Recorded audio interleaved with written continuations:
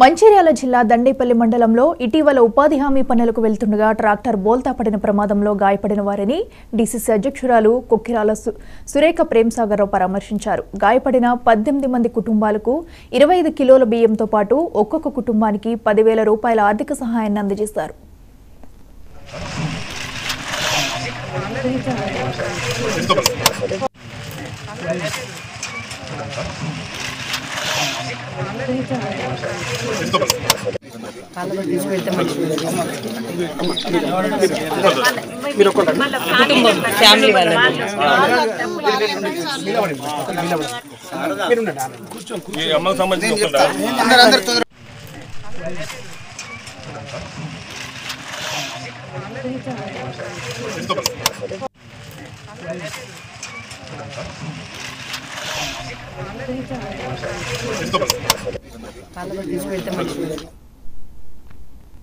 Telangana